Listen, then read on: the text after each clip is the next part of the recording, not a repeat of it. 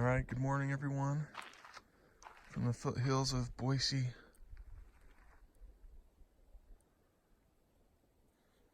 can see the Boise down in there. Anyways, I'm gonna go ahead and do my third review of the Ranger.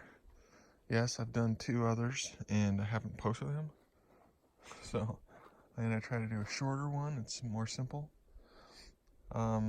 I've heard a lot of feedback on YouTube and other articles and stuff that gasifiers should be completely loaded with wood and top lit. So I'm gonna try that. I did it last night. Worked pretty good. I think it actually works better. So that's that. Let's get this lit.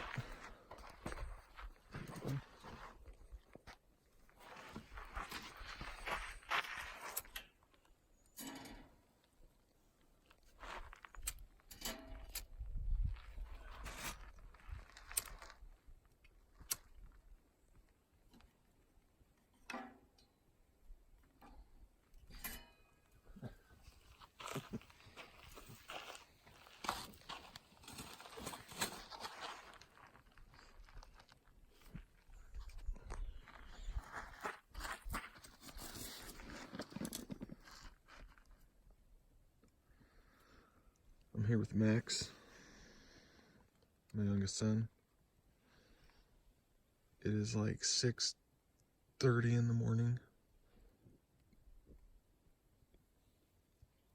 We're just gonna give this some real time review.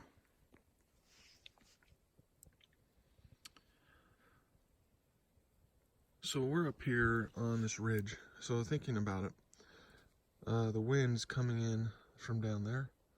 And last night we actually had the fire pit over here on the ground between these 2 big boulders.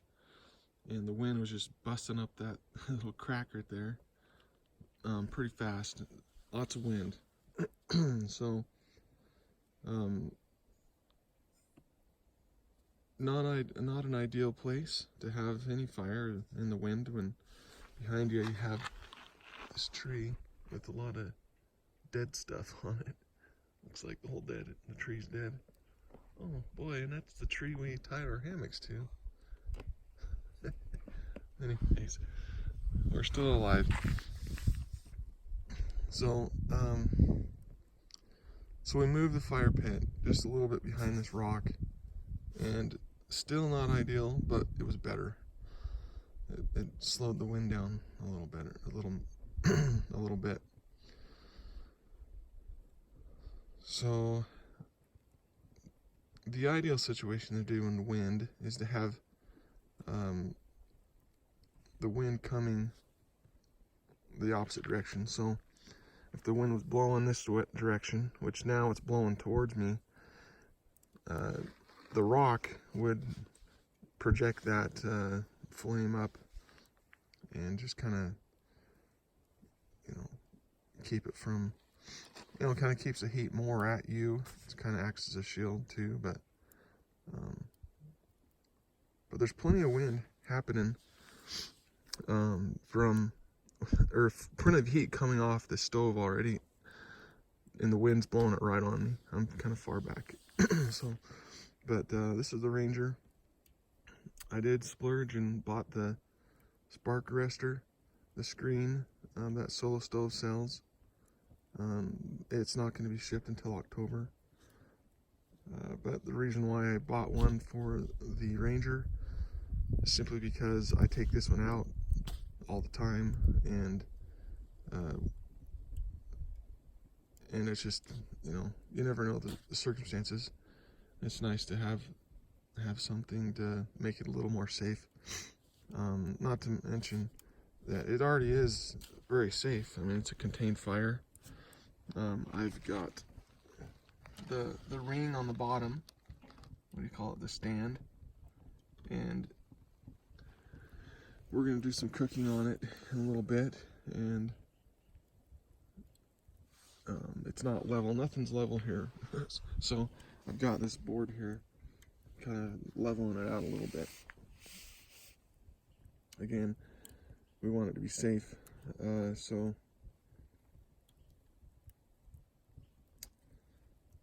but I really feel that the Solo Stove Ranger is a great option for me. The bonfire, I've used it a lot, but since I've had the Ranger, I hardly ever use it at all.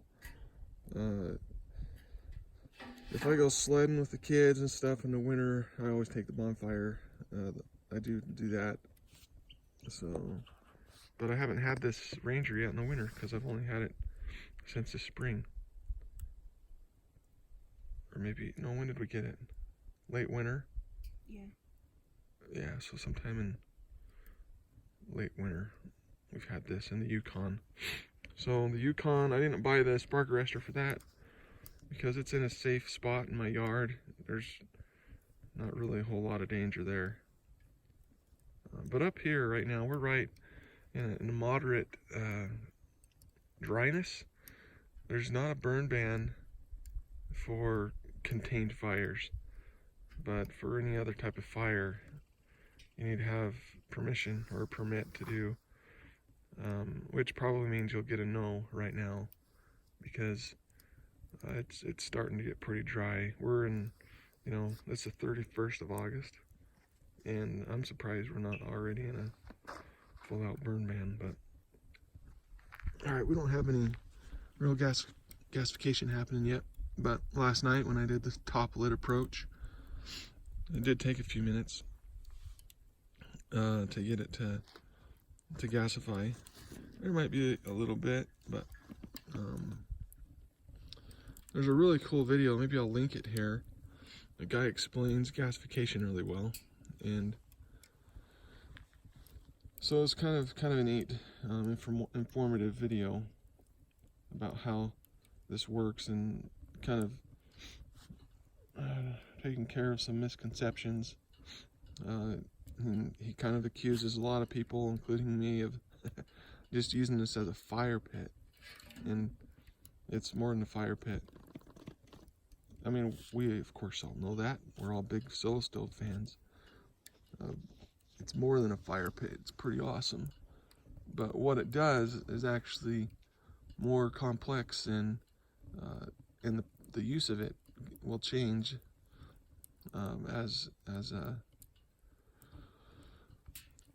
as you learn what it does, and I'm still learning, but I'm trying to understand it and experience it for myself.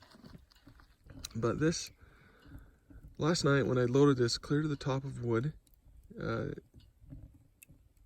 it burned for how long? We started at it probably, this is again the Ranger, about 9 o'clock, and then we let it burn out, and that was 10. So we got a good solid hour. We didn't add any wood whatsoever during the burn.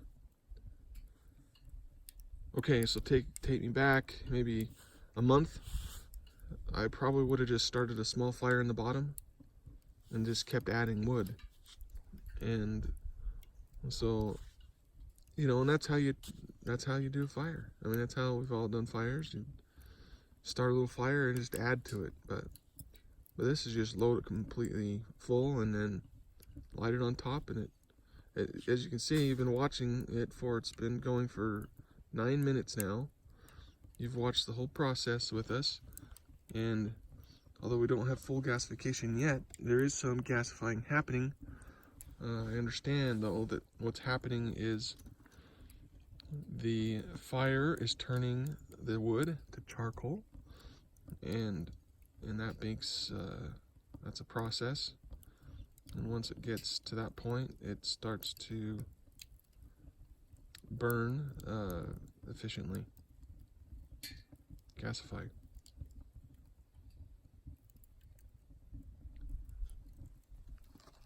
So, I'm trying to put together thoughts from the last 2 videos, so this is going to be the only video I post. But I can't think of anything, although I do talk about burn restrictions, and we already touched on it, but we talked about the wind, how that can be a hazard. The spark arrestor, that'll help it, but it's not going to solve the problem. So if there's a burn ban, we absolutely should be responsible with burn bans and in dry conditions, because we definitely don't want to be putting the forest and people and animals and everything at risk. It happens around here. We had a pretty bad fire on Table Rock Mountain, and the young man who lit fireworks in, I think it was might have been in July or August, up at Table Rock, faced criminal charges. So I don't know exactly what he got, but he got in trouble, that's for sure. Okay, so this is a really awesome spot. We're kind of on this ridge adjoining several mountains. We're above the foothills, but we look off in that direction and you kind of see Grimes Creek and Roby Creek areas. And over here we've got Doe Point and Bogus Basin. And it's really a neat spot. We're just along the road here, and there's a nice turn-off spot point, and there's some really cool rock features. We've probably got a 40-foot drop here. These big old boulders. And see, here's a place where someone had a campfire and someone probably came in and broke it up. We'll pull out this trash, but there's an aluminum soda can there. There's a couple nails. So this is the solo stove is a responsible way to have a fire. Everything's going to be contained. But here I'm just showing you around a little bit. We have this. I drove past this last weekend, and I was like, oh yeah, there'll be hammock spots, there's trees. Well, it took us forever to find a hammock spot, and it's not ideal. Hey Max, come here, bud. We're here, and here's this dead tree. We're tied to this dead tree. Here, record this. Let's give people context. I'm 6'3", and this is how big this tree is.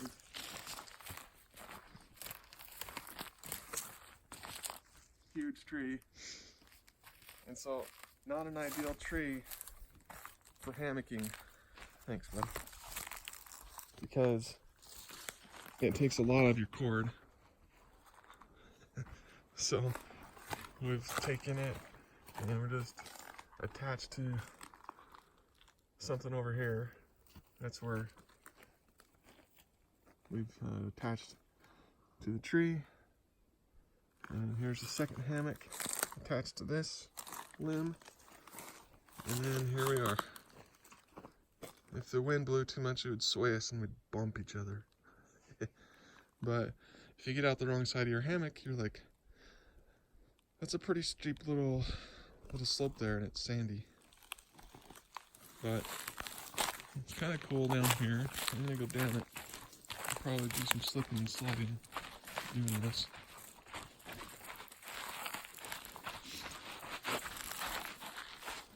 This is part of the adventure, right? What, the adventure going to the hospital? Okay, so this would have been an ideal place to bring down the fire pit. It's because we've got this huge rock here acting as a, I don't know what you'd call it. It's kind of like a chimney effect, really. It directs even though the wind would still be coming at us, the flame would be totally still, if that makes sense. I don't know how to explain it. It wouldn't be blowing horizontal. So just, I don't know what you call it. Sorry, I'm not a scientific guy. But cool little spot. Again, there was no place for a hammock. We couldn't figure out how to make it work, because just on the other side of that split tree there is that drop off. It's the rest of the 40 feet. So there.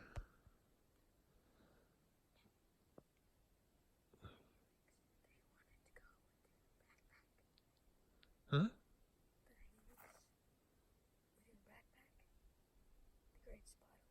Yeah. We don't want to give away all our secrets, bud. But, so this kind of, there's like a ridge that kind of goes from where we're camped and goes off into the distance.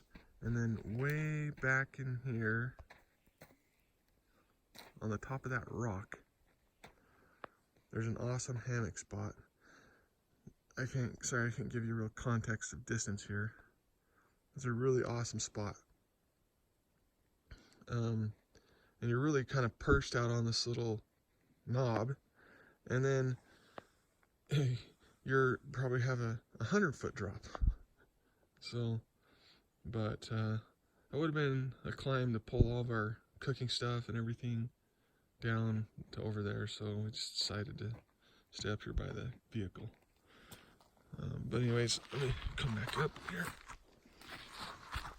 We shouldn't leave the fire unattended, especially without our spark arrestor. Alright, so I'm almost done with the video. We've got full gasification now. See, this is ideal. Max, record for a second.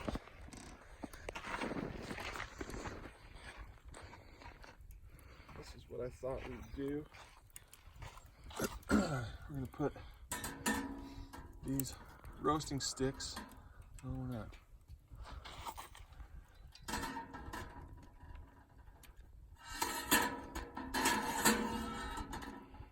Like that.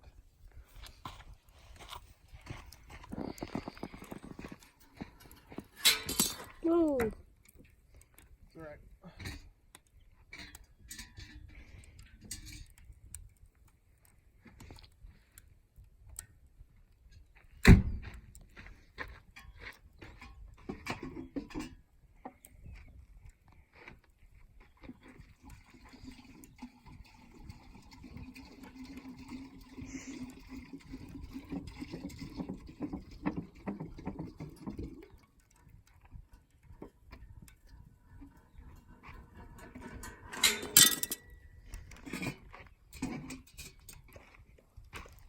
Okay, so this will be better once we get the kettle on here.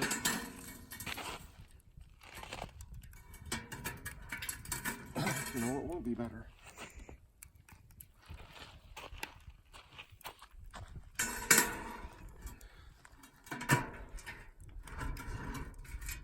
We're obviously not level.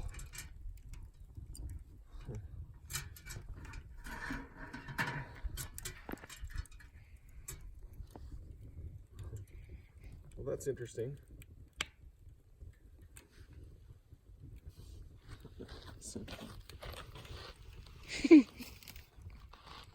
It's kind of projecting that flame. How are you gonna get it off? I'm hoping that handle there won't be extremely hot. We'll see. I've got my Trangia if I need to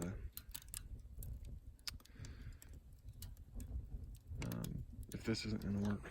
But what we're going to do is heat water for hot chocolate, and we're going to make omelet in a bag.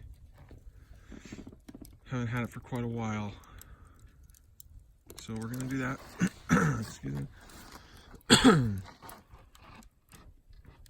So I'll link a recipe or some instructions on how to do it.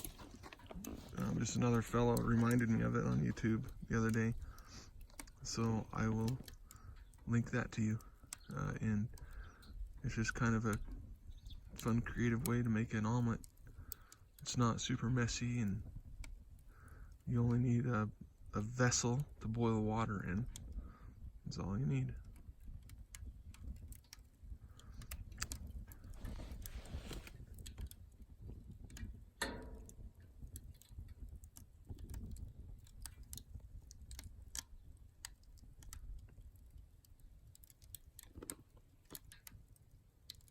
It's probably not going to be blue anymore.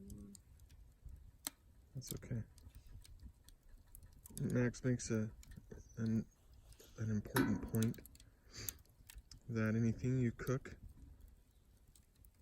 with over a fire, it will darken it. It'll turn it black, but soot all over it.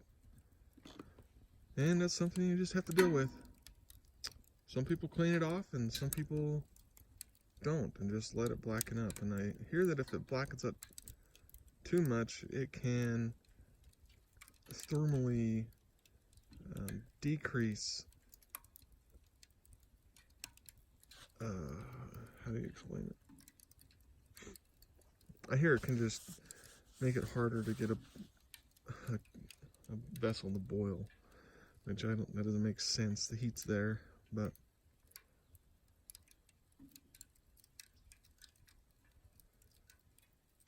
I think we're just finally starting to hear the birds wake up.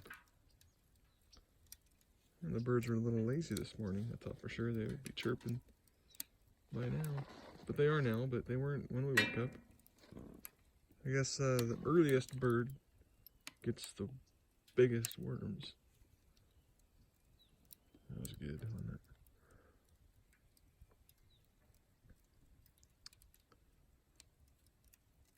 So this is a nice little spot to camp. There's not a lot of camping spots up here, and they're all primitive, and no one talks about them because I don't think they want people actually camping up here. And I say that because the foothills are extremely protected. Boise has hundreds of miles of trails, and up in here, I think there was an article that was written a couple years ago about the greatest access to, or the easiest access to the greatest number of trails was Boise. This number 2 was Salt Lake City, where if you're working in the office within a certain number of minutes, you can be on the trail. And so Boise, these foothills rank us as number 1. Lower, you have mountain biking, hiking. Midway up the foothills, you've got, the same thing, but it's all in the foothills, grassy area, some sagebrush and other bushes. But when you get up to probably around 5,000 feet or 4,000 feet, you get into the pine forest. And we are here, we're probably at about 7,000 feet here.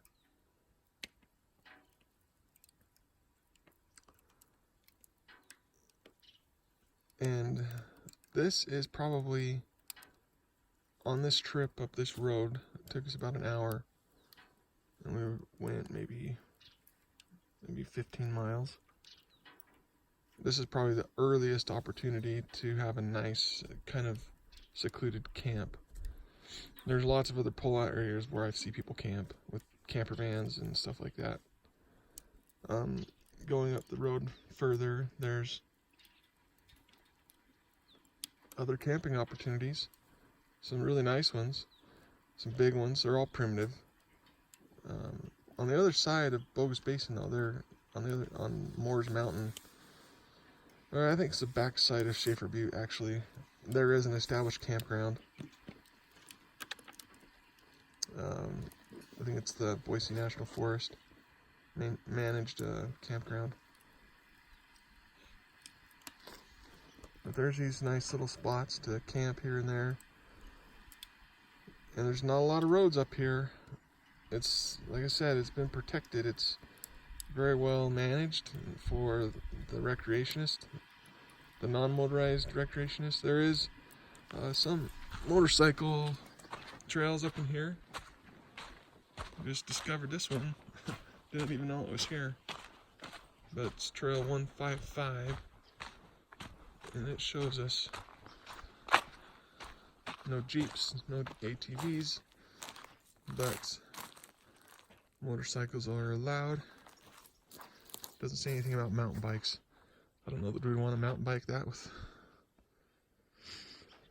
with motorcycles around. It might be it's just single track.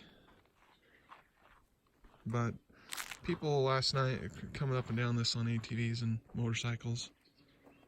It wasn't too busy. I mean, there were some groups. There's like 5. Maybe 5, yeah. So this really is a nice spot. Let's get this on camera. Max, afraid of bees. Okay, so I guess what I'm trying to say is this is probably the third time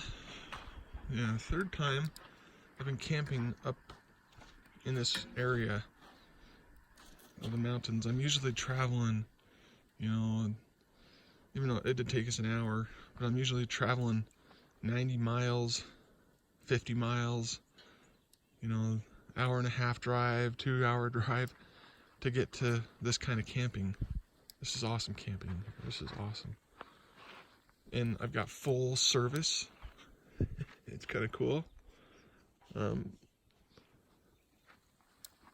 Cell phone service, that is. Posted some videos or some images to my wife back at home of our camp. So this is really a treat. We've got a full boil, and I didn't see the minute marker when we started this boil, or when we started this water, but we'll just say it took it's a gallon of water. 10 minutes.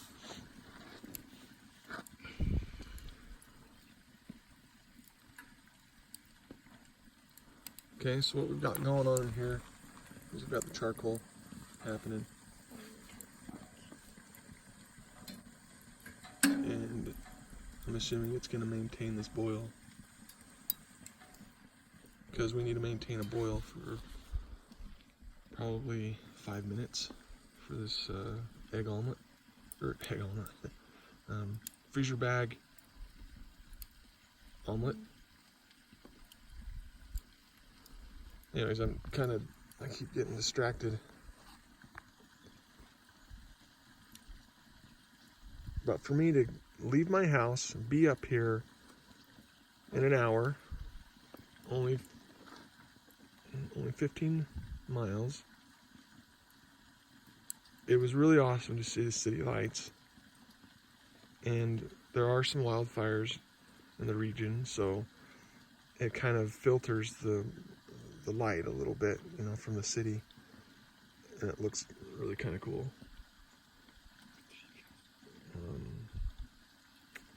So it's really a treat to be up here.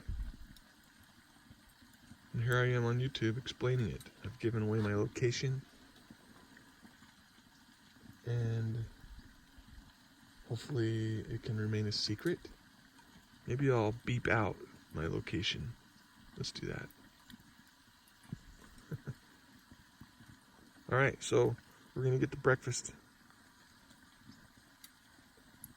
Thanks for hanging out with us for 30 minutes of your life. I'd highly recommend the Ranger.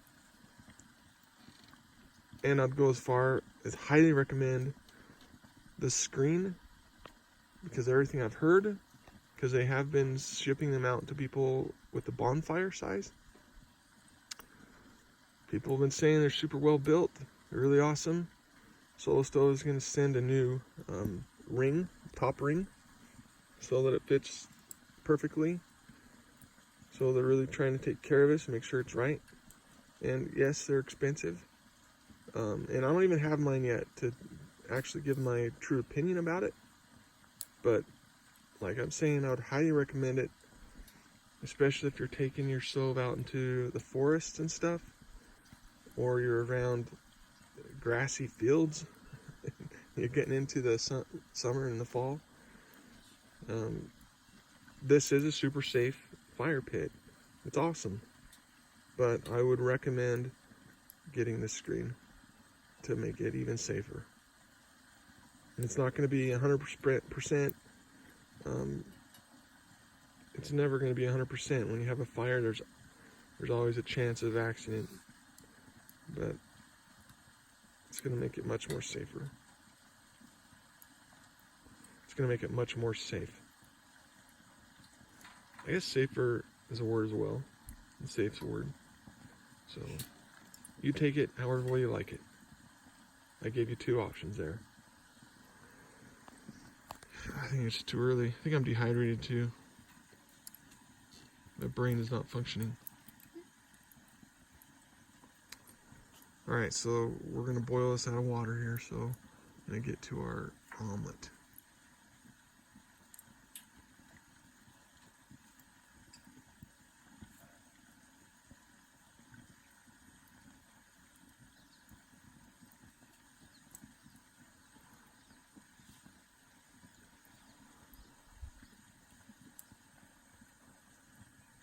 Okay.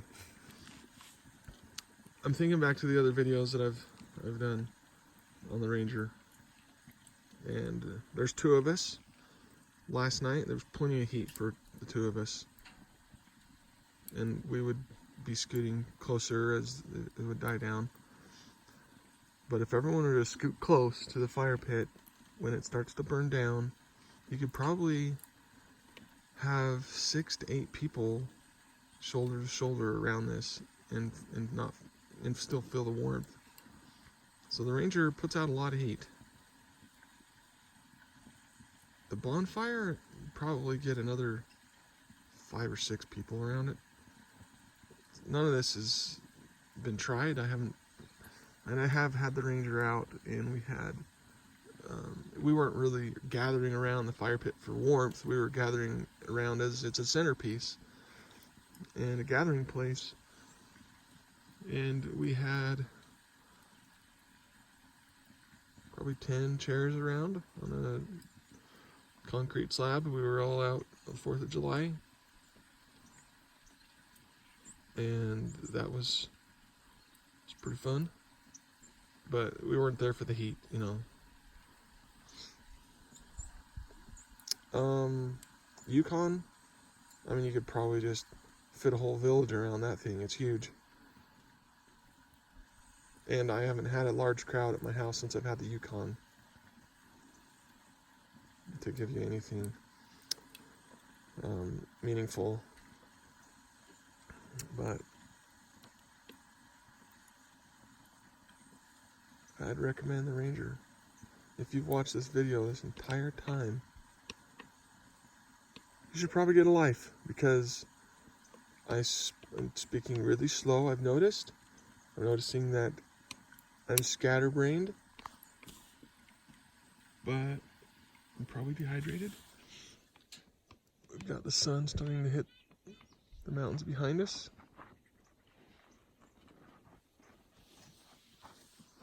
And I'd come up here every weekend if time would allow. This is an awesome spot.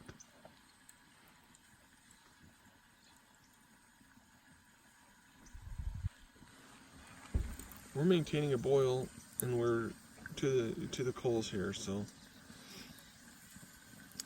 we cooked hot dogs over the fire last night, and we waited till it had burned down to coals like this, and it instantly put a blackened skin. I mean, you know what I mean? And I love that, actually, but it instantly darkened it. So the second one, yes, I ate 2 hot dogs. I kept it higher, and it came out just as good. It just didn't singe at all instantly.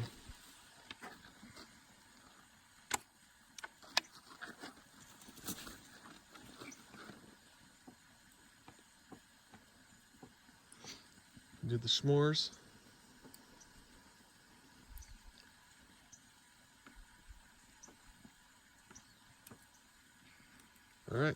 night or good day.